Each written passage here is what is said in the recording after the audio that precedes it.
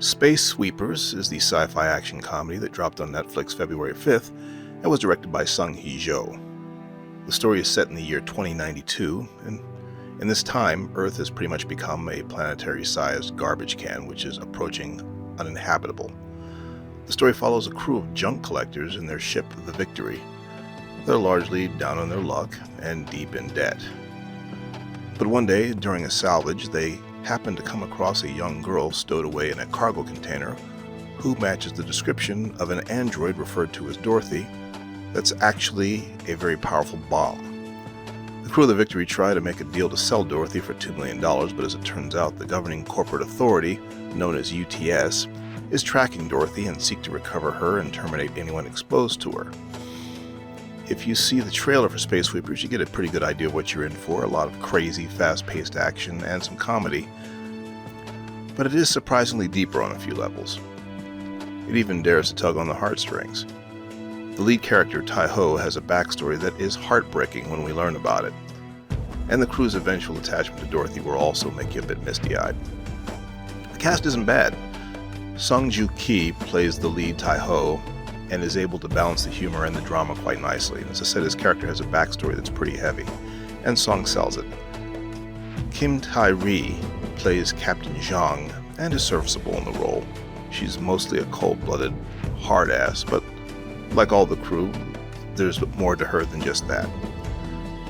Seon Kyu-jin is the ship's engineer, former mafia gangster, and criminal fugitive Tiger Park. He doesn't really come across as especially hardened for someone with his background, except when he fights, but he's also a lot of fun to watch. And the fourth member of the crew is Bubs, played by Hye Jin Yu, who is actually a former military android who desires to get a complete body graft to become a woman. Aside from being completely synthetic, Bubs is totally one of the crew and totally hilarious. Wrapping up the main cast is young Yi-Rin Park as Dorothy, or Katnim. She's also very funny and also cute, as you would expect. Western audiences will recognize the film's heavy Sullivan, played by Richard Armitage. Armitage doesn't have a lot to do with Sullivan character-wise, but he is more than competent and sort of raises the quality of the film. As I mentioned, the film is fast-paced, so fast-paced that it's often difficult to keep track of everything that's going on. Fortunately, it's Netflix, so you can rewind and rewatch as you need to.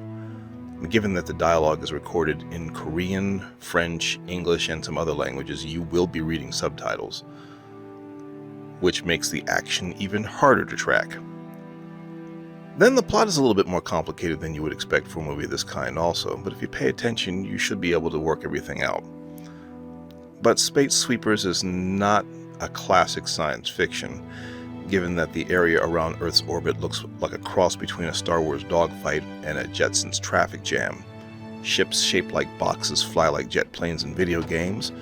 All ships are equipped with artificial gravity, and androids are programmed with sentience and personality, and all this happens in just the next 71 years.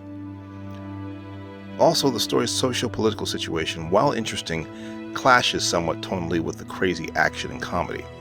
So in that aspect, the film is uneven, though the third act reconciles this to a degree. So on the one hand, Sweepers is fast-paced, eye-candy with no real respect for actual physics or science in the fiction, but it does have a somewhat complicated plot with some tear-jerking moments. But there are some legit laugh-out-loud moments. Criticisms aside, Space Sweepers is entertaining and worthy of a Netflix evening with popcorn.